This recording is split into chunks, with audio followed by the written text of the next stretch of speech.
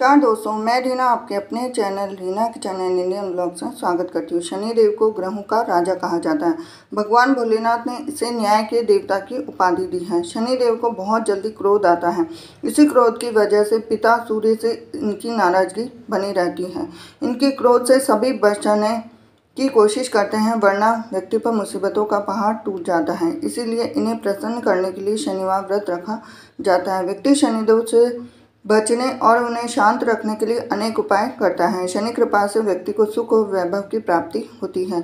जो लोग शनिवार का व्रत करते हैं उनको पूजा के समय शनिवार व्रत का श्रवण करना चाहिए। शनिवार की व्रत कथा। एक बार सभी 9 ग्रहों सूर्य, चंद्र, मंगल, बुध, बृहस्पति, शुक्र, शनि, राहु और केतु में बहस हो गई। कौन सबसे बड़ा है? आपस में लड़ने के बाद सभी देवराज इंद्र के पास पहुंच गए। इंद्र असमंजस की स्थिति में निर्णय नहीं दे पाए, परंतु उन्होंने सभी ग्रहों को सुझाव दिया कि पृथ्वी पर राजा विक्रमादित्य ही इसका फैसला कर सकते, क्योंकि वो बहुत ही न्यायप्रिय राजा हैं। सभी पृथ्वी पर राजा विक्रमादित्य के पास गए और अपने आने का कारण बताया। राजा उनकी समस्या को सुनकर बहुत परेशान हो गए। उनका चिंतित होना लाजमी था, क्योंकि जिसको भी किसी से छोटा बताता तो वही गुस्सा कर जाएगा। राजा के काफ़ी सोच विचार के बाद उन्हें एक उपाय सूझा। उन्होंने सुवर्ण, रजत, कांस्य, पीतल, सीसा, रांगा जैसा अभ्रक और लोहे से 9 सिंहासन का निर्माण कराया। उन्हें उपयुक्त क्रम में रख दिया। सबसे निवेदन किया गया कि क्रमानुसार सिंहासन पर आसन ग्रहण करें। शर्त रखा गया कि जो सबसे अंतिम में सिंहासन पर आसन ग्रहण करेगा वही सबसे छोटा माना जाएगा, जिसकी वजह से शनिदेव सबसे बाद में आसन प्राप्त कर सके और सबसे छोटे कहलाए। क्रोध के आवेश में आकर शनिदेव ने सोचा कि राजा ने यह सब जानबूझकर कर दिया। कुपित होकर राजा से कहा कि राजा, तू मुझे नहीं जानता। सूर्य एक राशि में 1 महीना, चंद्रमा 2.25 महीने 2 दिन और मंगल 1.5 महीना, बृहस्पति 13 महीने, बुध और शुक्र 1-1 महीने विचरण करते हैं, लेकिन मैं 2.5 से 7.5 साल तक रहता रहूं। मैंने बड़े बड़े का विनाश किया है। श्री राम की 7.5 आने पर उन्हें जंगल जंगल भटकना पड़ा और रावण की आने पर लंका को बंदरों की सेना से परास्त होना पड़ा। क्रोधित शनिदेव ने राजा से कहा कि अब आपको सावधान रहने की जरूरत है। इतना कहकर शनिदेव कुपित अवस्था में वहां से चले गए। समय गुजरता गया और काल चक्र का पहिया घूमते हुए राजा की 7.5 आ ही गई। तब शनिदेव घोड़ों का सौदागर बनकर राजा के राज्य में गए। उनके साथ अच्छे नस्ल के सारे घोड़े थे। जब राजा को सौदागर के घोड़ों का पता चला तो अश्वपाल को अच्छे घोड़े खरीदने के लिए भेजा। अश्वपाल ने अच्छे घोड़े खरीदे और इसके अलावा सौदागर ने उपहार स्वरूप एक सर्वोत्तम नस्ल के घोड़े की राजा की सवारी हेतु दिया। राजा विक्रमादित्य जैसे ही उस घोड़े पर बैठे वह सरपट वन की ओर भागने लगा। जंगल के अंदर पहुंचकर वह गायब हो गया और भूखा प्यास की स्थिति में राजा जंगल में भटकते रहे। अचानक उन्हें एक ग्वाला दिखाई दिया जिसने राजा की प्यास बुझाई। राजा ने प्रसन्नता में उसे अपनी अंगूठी देकर नगर की तरफ चले गए।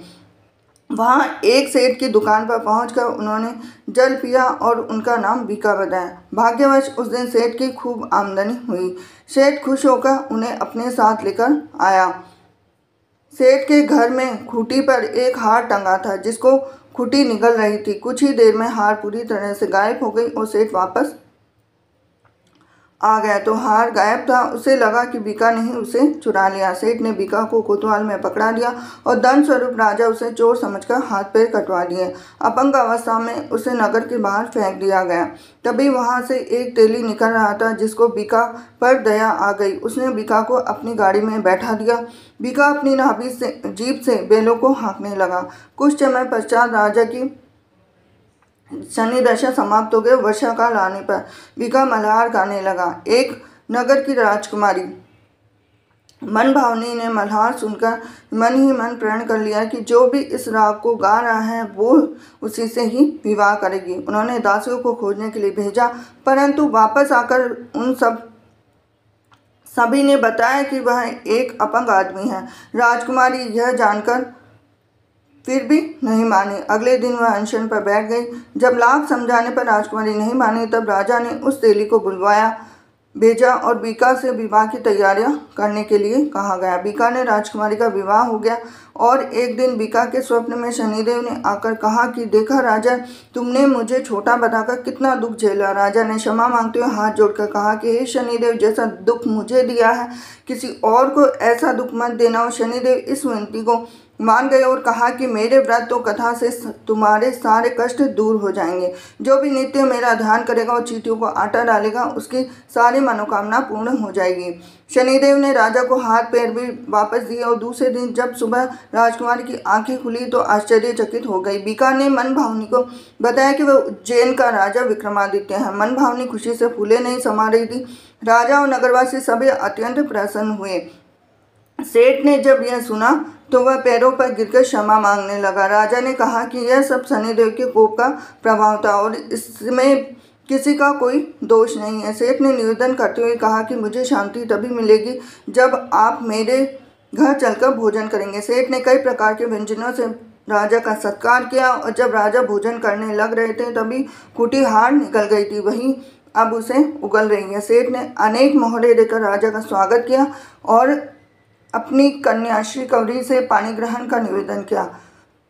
राजा ने साहस स्वीकार कर लिया कि राजा अपनी दोनों रानियों मनभावनी और शिकवरी को लेकर उज्जैन नगरी लौट आए। सारे नगर में दीपमाला और खुशी मनाई और राजा ने घोषणा करते हुए कहा कि मैंने शनिदेव को सबसे छोटे बताया था, लेकिन असल में वही सर्वोपरि है। तब से सारे राज्य में शनिदेव की पूजा और कथा नियमित होने लगी और सारी प्रजा के बीच खुशी और आनंद का वातावरण बन गया।